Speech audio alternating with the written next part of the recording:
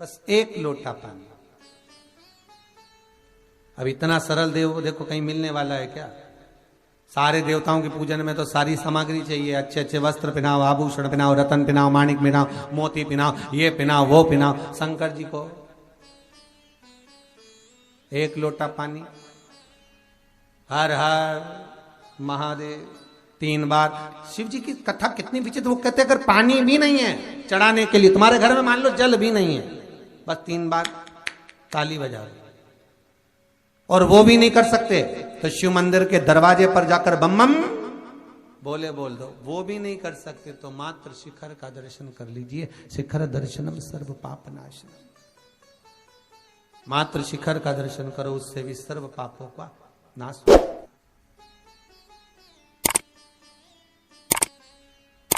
जल चढ़ाने का भी एक तरीका है। और शिव महापुराण की कथा कहती है कि जल जो भगवान शिव को चढ़ाया जाता है, उस 3 तरह का जल शंकर को समर्पित होता है। बहुत ध्यान से सुनना आज की कथा। 3 तरह का जल शिव को समर्पित होता है, और वो तीनों तरह के जल का अलग अलग भाव है महाराज। पहला जल सादा, घर से पानी लेकर गए, जल लेकर गए, शंकर को चढ़ाया। वो हमने घर का अपना एड्रेस बता दिया, भगवान शिव को जल चढ़ाकर अपने आनंद के लिए शंकर से कुछ प्राप्त कर लिया। दूसरा जल, जल के कलश में थोड़ा सा इत्र डालकर शंकर को जब समर्पित करते हैं तो महाराज घर में अगर कोई व्यक्ति बहुत रोगीला है, बहुत रोगीला, एक प्रैक्टिकल जरूर करना हो, कहीं सीओर वाला महाराज झूठ तो नहीं बोल रहा, इसलिए प्रैक्टिकल जरूर करो। प्रैक्टिकल करने में पीछे मत हटना, और प्रैक्टिकल करने के बाद लिख के भी भेजना कि हमने करा। डरना नहीं है अपने को। शिव महापुराण में, स्कंद पुराण में, नर्मदा पुराण में, भविष्य पुराण में, अग्नि पुराण में, नारद पुराण में, बरहा पुराण में, वामन पुराण में जितनी चीजें लिखी गई है, एक एक प्रैक्टिकल कर कर देखो।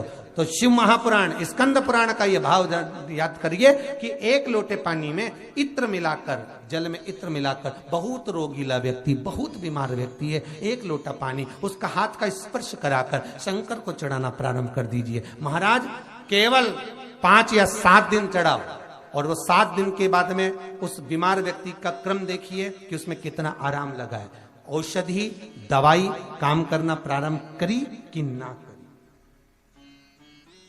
केवल इत्र समर्पित, इत्र का जल। तो पहला जल सादा, दूसरा जल है इत्र का, और महाराज तीसरा जल जो शिव महापुराण के अंतर्गत कहा गया है, बेल पत्र का जल।